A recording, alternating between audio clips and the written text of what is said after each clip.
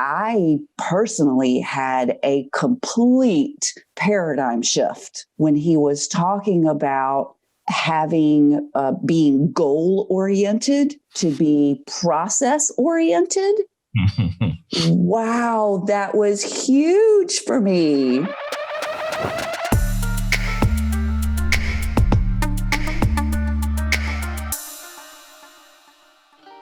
It blew my mind because I had never thought about changing my mindset into, because I've always been goal focused. Here's my goal for the day. Here's my goal for the week. Here's my goal for the year, whatever. And instead of thinking of it as with the goal in mind, change your process. Wow. That is one of the things one of the major themes and reasons why I wanted all of us to go through this book. Because you don't rise to the level of your goals, you fall to the level of your systems. And that's really the thing to understand is by operating as systems, that's how you continue to make that progress. See, on Tuesdays, like today, all of you get to witness the system. Now, today we witnessed a really big hole in the system. Okay. And now it'll be filled. Interestingly, to me, actually, it's taken years for this hole to even be found, first of all, because everything runs as a system, if that makes sense. And therefore, performance can be consistent, is my point. Goals can be achieved, whether that be, and I'm making up numbers, whether you're trying to get to 250,000, 500,000, 1 million, 2 million, 10 million, it doesn't really matter. It's systems that help you to consistently produce the thing. So I start thinking about what is the system that can help me mentally, emotionally, physically, spiritually, etc., produce. And that is one of the basic things that I hope as you continue through the book, you're thinking about. Is how can I develop a system that helps me to produce, me, the human me, produce whatever it is I gotta be and to show up on the court consistently, whatever that means for you. That's just where this whole thing lives. Habits are the compound interest of self-improvement. Same way that money multiplies through compound interest, the effects of your habits multiply as you repeat them. Simply that. Habits being compound interest gets me all kinds of excited, right? Because compound interest is the thing. And I think about, and there's two sides to that coin. If you remember from the book, The Slight Edge, Jeff Olson, he talked about a penny doubling every day, right? That first day, you went from 1 penny to 2 pennies, and it doesn't feel like it mattered. Like, did it matter at all? Even the first week, the first 2 weeks, it's like, not making any difference whatsoever. And it's not until day 24 to where it becomes something that's like substantial and you're just like, oh, this is kind of cool. And I like that because it is that sustained habit. For example, a habit that I have had for a long time that has served me well is getting through 2 books a month since 2003. That's a lot of books over time. The first month, there was very little, if any, impact, if that makes sense. And now there are times where I feel like I'm a walking book recommendation shelf because there's just so many of them that have happened, if that makes sense. But I like the idea because at the beginning of something, at least for me, I can feel like, man, was that worth it? Or it feels like I should be doing something, almost anything else other than this thing over here.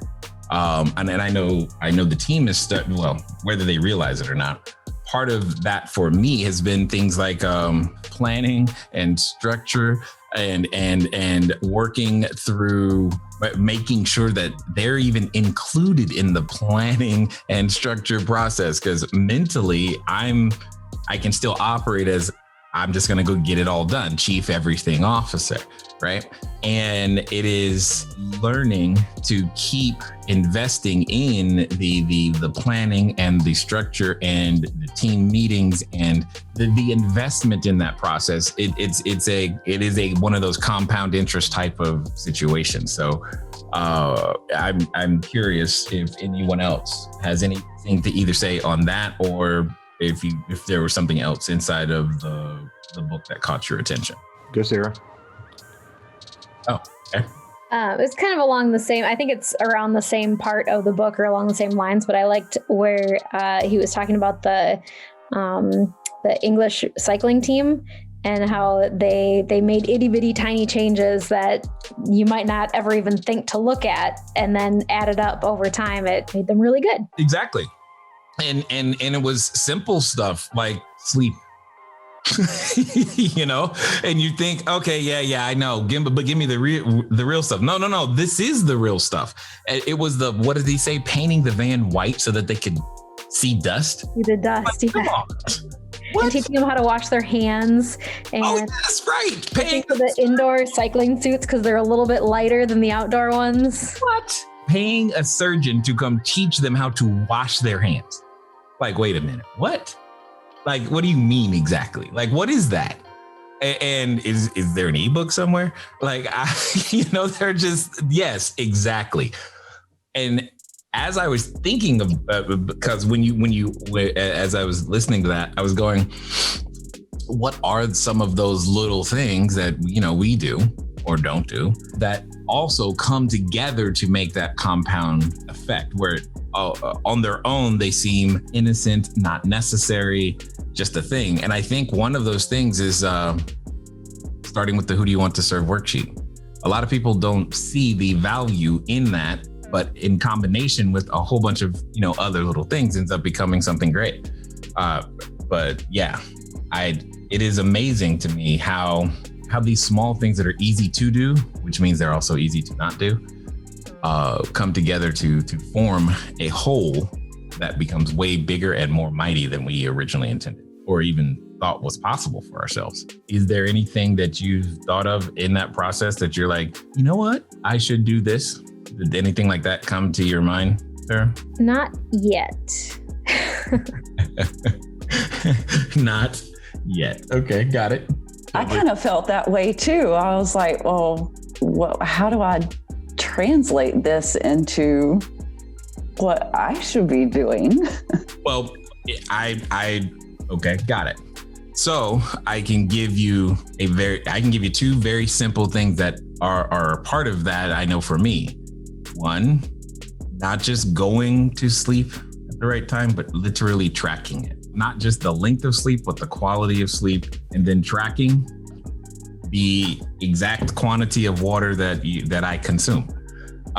Not so much because I'm trying to hit a certain goal or the amount of water, but more that I want to make sure that I'm always constantly consuming enough water and getting enough sleep. Those two things pay a compound effect over time for sure. And maybe those two things are things you are doing right now. Great, but maybe they're not.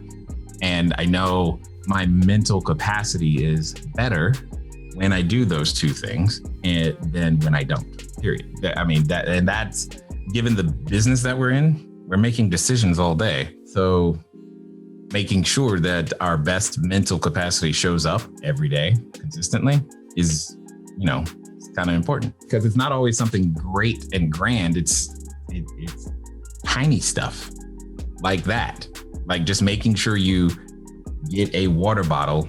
For some of you, it's simply get a water bottle and keep it near you and keep it full. For me, I tried that. I had to get a little bit more fancy to where my water bottle flashes at me. Yo, buddy, keep drinking, so that it makes sure that it keeps me going. So that serves as additional accountability. But either way it goes, it's a small thing or a seemingly small thing, seemingly something you can, I'll deal with that later. But I know for a fact that it makes all kinds of difference.